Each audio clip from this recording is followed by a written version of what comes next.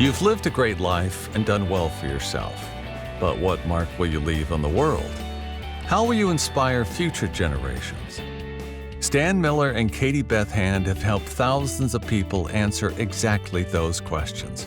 If you've ever wondered, what will be my legacy? You're in the right place. Welcome to the Your Life, Your Legacy podcast. Now, here are your hosts, Stan and Katie Beth.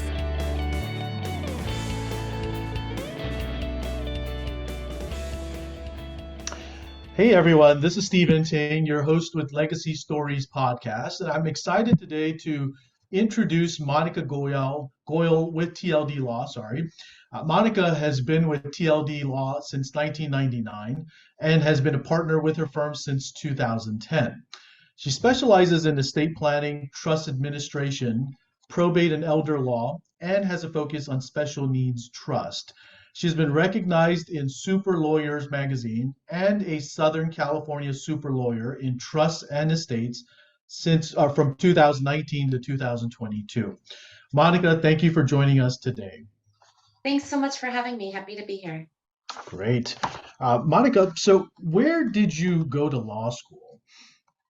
So I have a fun kind of background. I got my undergraduate at UCLA, but then I went to USC Law School. So either way I win. It's kind of fun to be at rival schools, but I really enjoyed that education. Yeah, that's great. Crosstown rivals, right? Yeah, I myself am I'm a Bruin, and I also have a brother that went to USC, so I know how that feels like. Yeah. Fun. So why estate planning? How did you choose this particular field? I chose this field because early on in my career, there were some new laws in the state of California that came out under the Welfare and Institutions Act regarding elder abuse. And in my practice, I was doing general civil litigation, but I came across these elder abuse matters and I became very passionate about it. And so a partner at the firm asked me if I wanted to expand my knowledge in that area and explore estate planning and trust administration since I had some litigation background. Yeah, great. And so through your journey, what does this all mean to you? You know, I think it's really important to have a career in which you feel that you can help people. And so in my line of work, I always knew I wanted to be a lawyer, but I wasn't sure what kind of lawyer. I certainly didn't enjoy, big firms where I have worked for big companies and I'd be in a room reviewing thousands and thousands of documents. I wanted to work with people and I wanted to do something meaningful. And I think this area of law is very meaningful because there's something about our society that doesn't quite recognize the same thing about elders as it does, even about, for instance, children or even pets. I think there's an adoration for children and pets, which I also have, but it's not quite the same with elders. And I think that there is a growth of elder abuse and undue influence in this country. And I think that we need to be mindful of it and plan for it. Sure, yeah, I absolutely agree. And speaking of firm, how did you get to this firm, TLD Law? I actually found it in a mail campaign while I was in law school. So I've worked at TLD since my second year in law school, and I've been here ever since. Wow. Wow. So I can imagine it's quite a journey you've been on. Yeah. Absolutely. But I think when you find the right place where you enjoy the people and the work is fulfilling, it's easier to stay. It is, right. Yeah. So who would you consider as your ideal client? Oh, good question. I think really anyone can be my client because truly anyone over the age of 18 needs an estate plan. And you don't have to be rich to need an estate plan. You simply need to be over the age of 18 where you're concerned about possible incapacity so that you can execute documents to appoint someone to manage your finances or health. And as you do acquire assets and as you have children, estate planning becomes more important because you have more to protect. And so I always encourage families, even if you have an 18-year-old kid that you're sending off to college, be sure to get a healthcare directive and a financial power of attorney. Because once our children are 18 and there's some kind of medical emergency, even us as parents cannot access their medical records under the new HIPAA, which is Healthcare Privacy Act. And so it's really important that these 18-year-olds, as they're going off, execute these documents. Really, anyone that also owns real property in California should really do estate planning in order to avoid probate administration, which is a court process that can be very costly and very time consuming before assets can get to your loved ones. Yeah, that's a really good message for a lot of our listeners today because a lot of people don't really understand, who's a candidate for estate planning, right? A lot of people don't really think that they belong in that category. Certainly not the 18-year-olds, right? So that's a very good message. Um, what would you say are some common issues that you help with? I think common issues I help with is helping people overcome some of their fears and hurdles in estate planning. I think they're, first of all, scared to see lawyers. They think that lawyers cost a lot. But I can assure you, even though the attorney is going to charge for their work, it's going to be far less than what you would pay in probate fees if you don't see a lawyer. So I always encourage people to try to overcome that first fear about just seeing lawyers themselves and about paying the money. But also, some couples have some obstacles in estate planning. They avoid it because they don't necessarily agree with one another, and they don't know how to overcome that. So, for instance, I have some couples with young children, each of whom want their siblings to be involved with their children if one of them were to pass away, and they're not quite sure who to pick. So I help them talk through those issues and determine who would be a good guardian and who would be a good trustee for the money. We can put in good checks and balances so that the right people can do the right jobs. Another issue that we're really facing is really the growth of incapacity and how that Mhm. affects families. Yeah. And so I've been helping families with parents who are aging and experiencing incapacity and how to care for them and how to transition the wealth. Also, there's been a growth of there because of improved healthcare. A lot of special needs children are becoming adult dependent, adults with disabilities because they've outlived their, projected lifespan. And so their parents are concerned about what their future care looks like and how to care for them. And so I've been helping families plan for that as well. Oh, very good. Yeah. I think we probably touched on some of this already, but what would you say are some common misconceptions? I think some common misconceptions are first about the cost, that it's going to be so costly that they don't want to do it. Um, and like I said, I can assure you the cost of not doing it is so much more than actually paying an attorney to do it. Second, I think some people have the misconception that they lose control of their assets if they do some kind of planning or put it into an entity. And I Mhm. can assure you that doesn't happen. When you do estate planning, you still own all of the assets. You can still buy, sell, or refinance as you can now. You still file your taxes the same. You don't lose any control or ownership in doing just regular estate planning. Um, and I think another misconception, and it has to do with people's culture, but they're scared of doing it because they think that they might invite death or they might be, doing something that curses them in some way. And so I can't really overcome cultural, misconceptions, but I would still encourage people to do it because the alternative of not planning is pretty ugly. And so you want to be able to choose what happens to your wealth and to be able to protect your loved ones when you're gone. And that's really the only way to do it if you do planning. Otherwise, the state of California decides that for you. Yeah, those are very good points. I mean, it's sometimes you hear people talk about estate planning is almost equivalent to planning for the end, right? Uh, Right. it's a little morbid, but at the same time, it's necessary. I mean, you nailed it. It's something that if you don't do it, it's going to cost you even more, right? Right. And I think there's also been a growth of blended families, people with children from prior relationships together in a new family. And I think that presents difficulties and challenges as well. So if you don't do the right planning to accommodate those families, it becomes pretty ugly when someone passes away because you have various people fighting for control. And you might even have another still living spouse that's mourning, maybe going through some incapacity as well. And control of the assets becomes a big fight. Oh yeah, very true.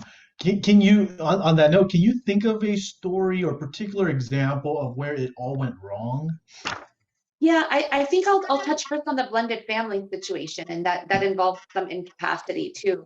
I mean, you might have a situation where you have a couple who's in a second marriage, but a very long-term marriage. Say the second marriage in and of itself is 15 plus years.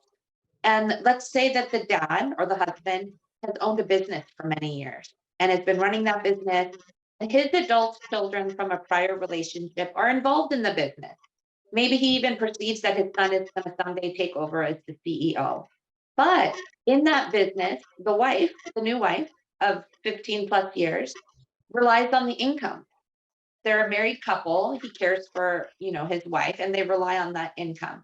So imagine if he suddenly was faced with incapacity or he died suddenly of a heart attack, which I've seen before without any planning in place. Now you have these adult children who perceive the business to be theirs.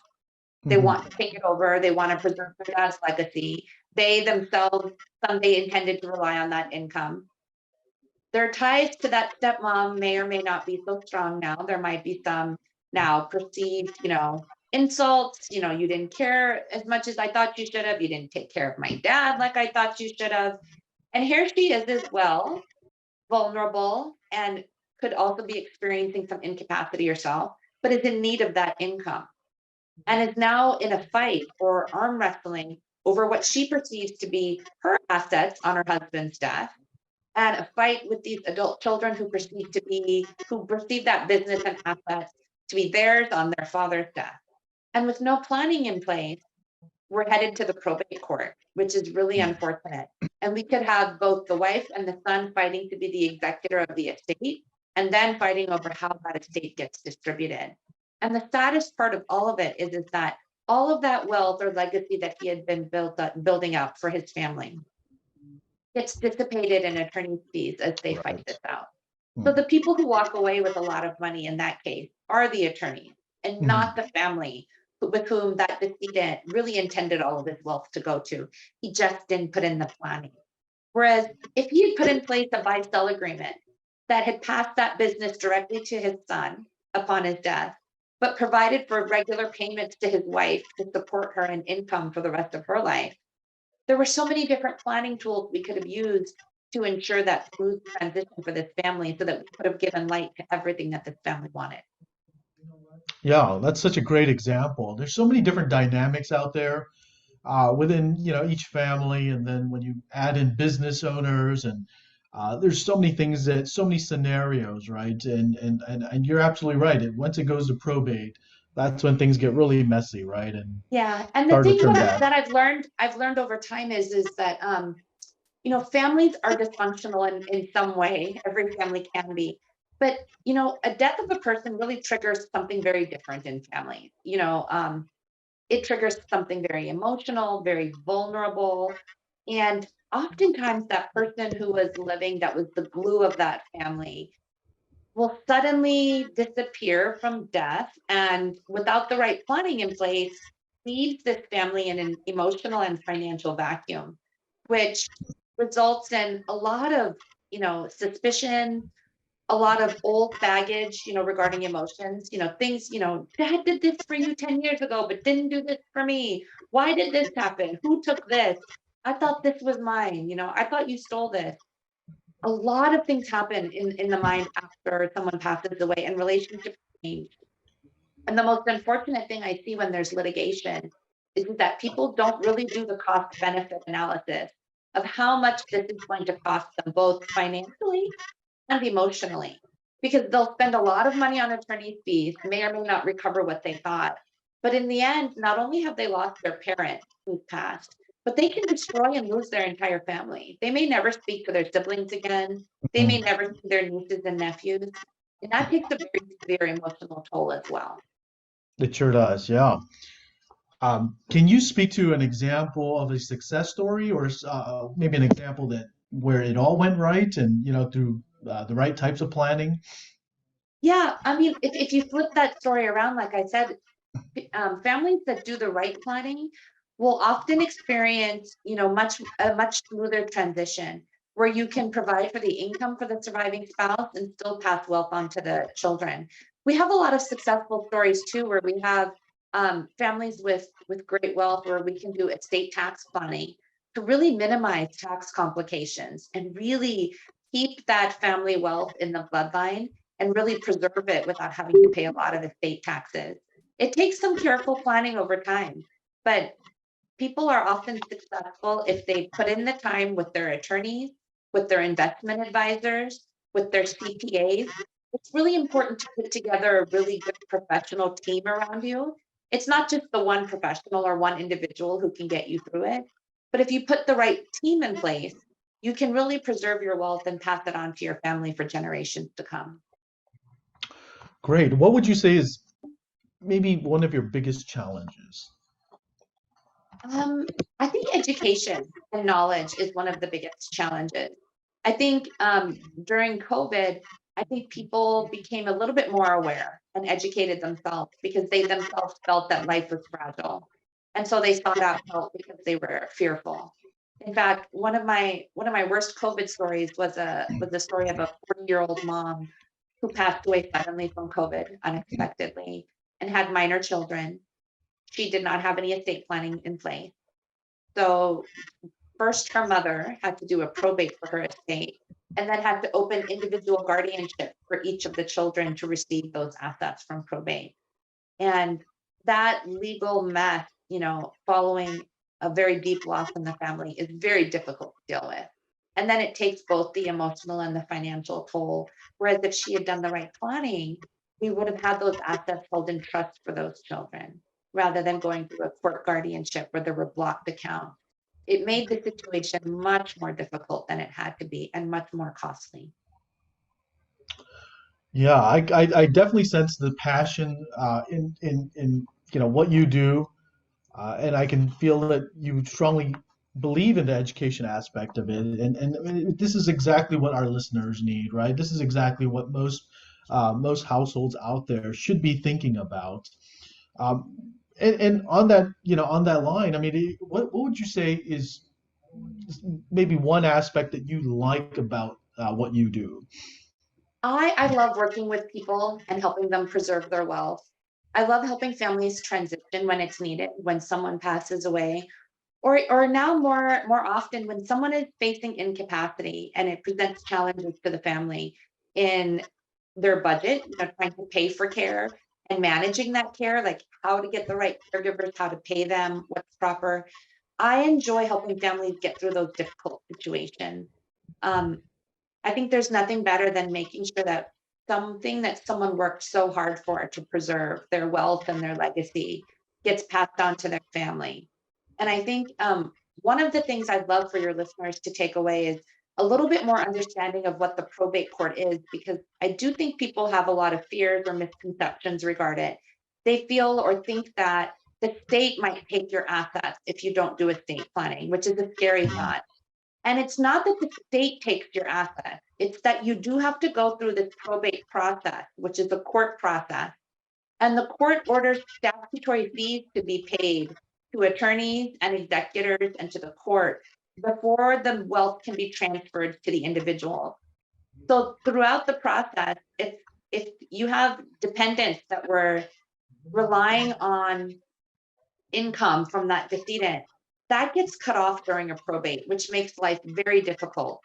Whereas when you do the right planning, you can put in a trustee into a trust, and it's almost like there's a smooth transition in the transfer of wealth, and you can continue the dependency and income to the various people that were relying on that estate. Whereas probate throws a wrench in it. Now, it's not impossible. There are other mechanisms in probate to get that income to be paid, but it's all very time consuming. It requires court petitions and delay and waiting for court orders in order to accomplish anything, which is very difficult at a time when you're grieving and you've lost, your source of income or your source of reliance. And so that's why I caution people about probate court and to educate themselves about it so that they know why doing estate planning is so important. Yeah, that's been great. A lot of the messages you shared today has been spot on, and um, can you tell us or tell our listeners where they can find you?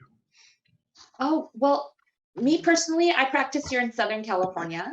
I'm a specialist in estate planning, trust, and probate, and I work at a firm called TLD Law.